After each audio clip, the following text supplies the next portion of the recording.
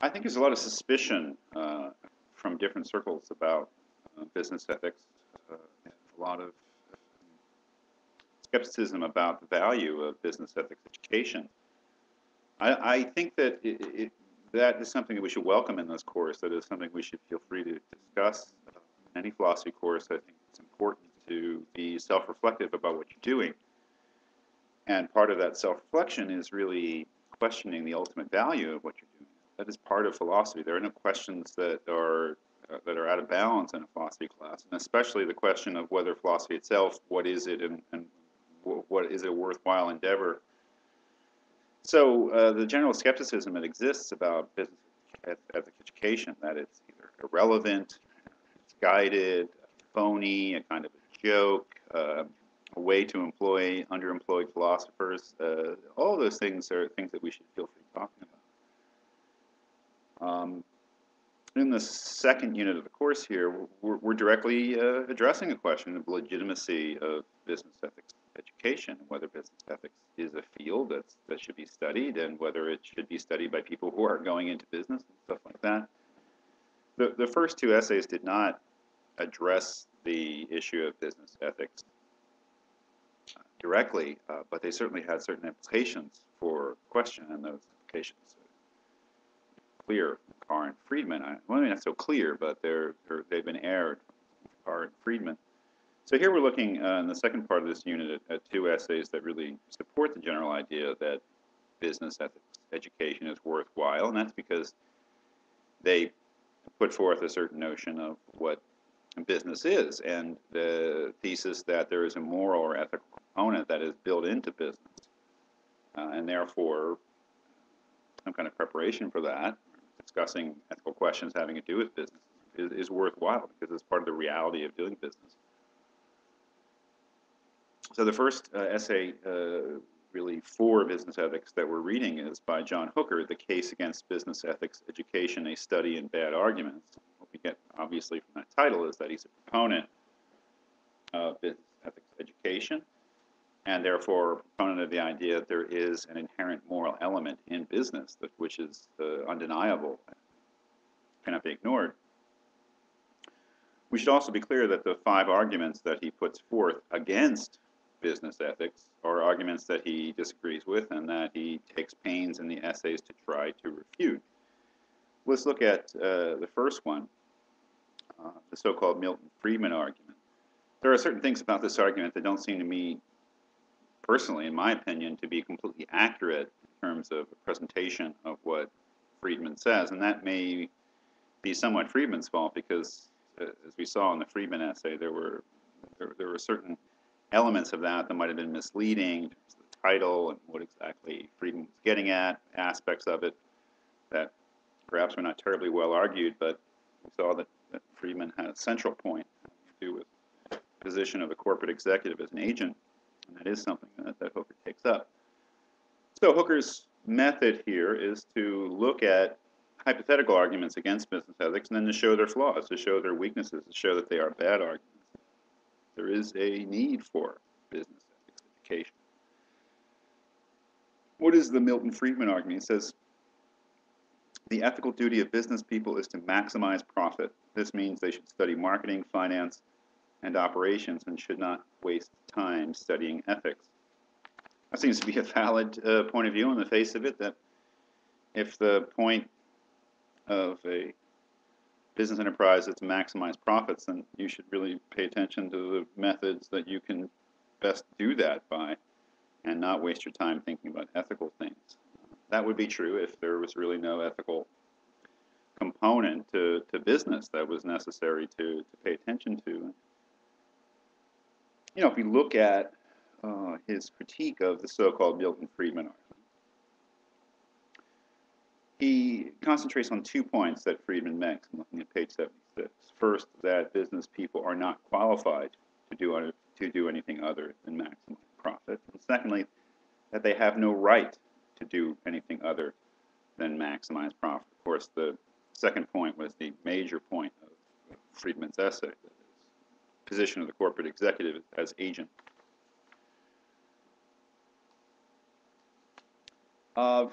In addressing Friedman's position, Hooker has something very interesting to say on page 77.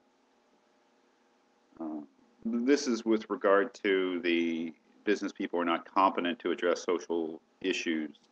He says, what Friedman does say in his first argument is fallacious because it sets up a straw man, that is, a phony version of something that you want to refute. Phony in the sense that it's the weakest version, so it'll be easy to knock down. No one claims that managers must address social problems in the comprehensive way that government regulators or social agencies do. That is, Friedman was setting up a very sort of false notion of a sort of socially crusading corporate executive who feels that he must or she must take up causes for the good of society. That's fairly fictional, I think, is what Hooker is saying. That's not the reality of business ethics. Theirs is the lesser task of evaluating their particular company's impact. Determining just how far they must go to meet this obligation is what business ethics is all about. Business ethics, rather than social ethics in general, is the required competence in business. What Hooker seems to be saying is that the real ethical obligation of any manager or corporate executive is not to diagnose the needs of society and then work towards meeting those needs, but rather to think about the impact of their particular company on society in general, and to think about that ethically. That is, to think about what ethical obligations specifically have to do with their business and what they are doing, which is a different thing than sort of just taking up a cause and promoting it with the resources of the business. And as an example of that, he gives the quick example on page 77 of the infamous Nestle's infant formula case, where the Nestle Corporation was marketing infant formula in areas of the world where there was no access to clean water, therefore harming infants for the sake of profits. That's a case of, well, is this company's not like, focused entirely on trying to make the world better. What it should rather think about is what is the ethical impact of what it does in pursuit of profits, and whether or not there are ethical considerations that have to be taken into account other than the maximization of profits. Because let's say, it's really profitable to market infant formula in communities that don't have any clean water. Then the question is, what impact are you having on the world, and is that something that you should do? Now, what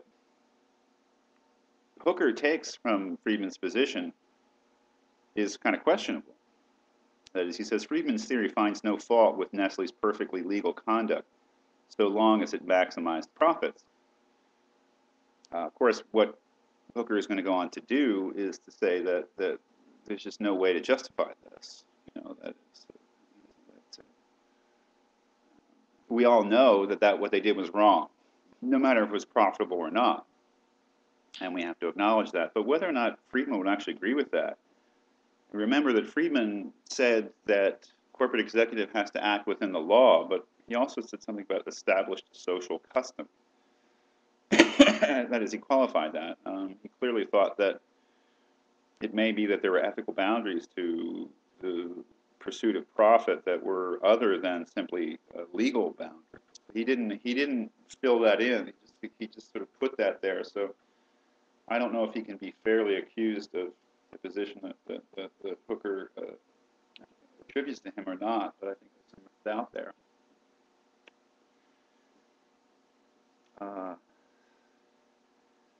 So Hooker goes on to say, I suggest they are so insistent, that is the students, that Nestle's behavior reduced profit without really knowing this to be true, precisely because they knew a priori, that is, they knew ahead of time, they knew before they even heard of the facts of the case, that this behavior was wrong, regardless of its financial or legal implications. Business ethics is therefore irreducible to law and profit maximization. That is, the appeal there is to the notion that it doesn't matter if a corporation is doing it, if an individual is doing it, if somebody is engaging in behavior that is harmful to others, no matter how profitable it may be to themselves, we don't simply think it's a matter of law. That is, we don't simply think that as long as the person has not broken the law, that there's nothing else to be said. That we all know a priori beforehand.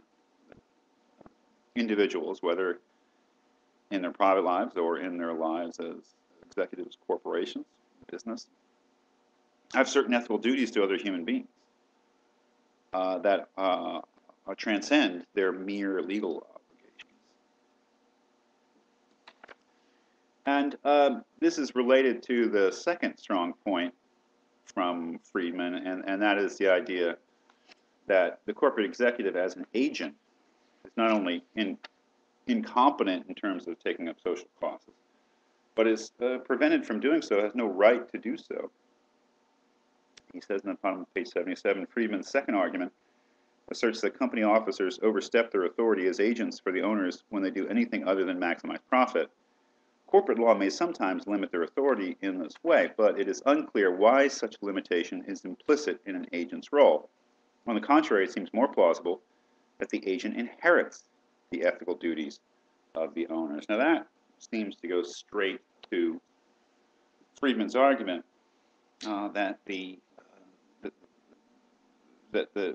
primary ethical duty of the corporate executive is to maximize profits because he or she is acting in the shareholder's interest as an agent.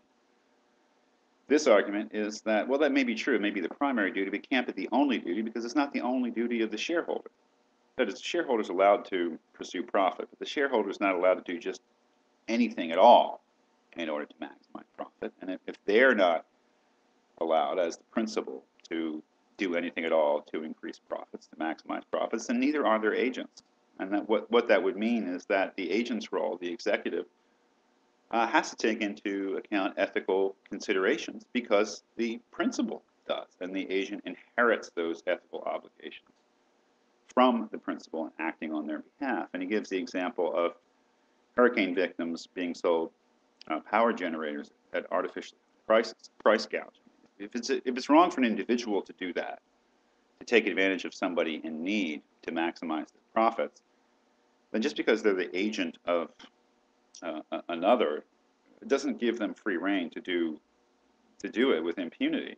It's that the individual inherits the ethical obligations of the principal. That seems to be the first argument. How is that an argument for the relevance of business ethification?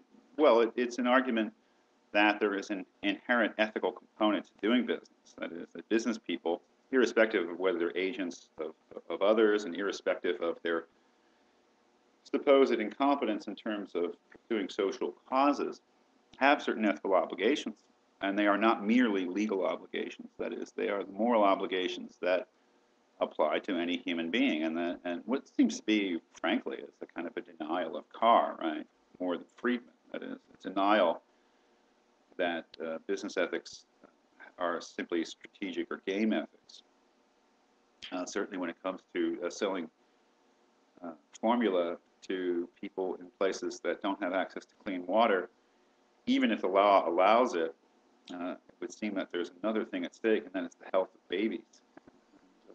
I think that any of us, I think this is what Hooker is appealing to. I don't think any of us would say that you're scot-free just because you're not legally liable for what you've done.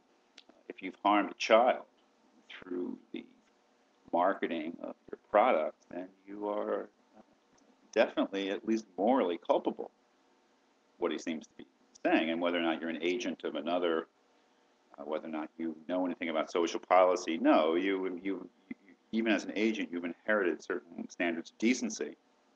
And you don't have to be a social policy expert to be ethically aware of the impact that your business specifically is having on the world.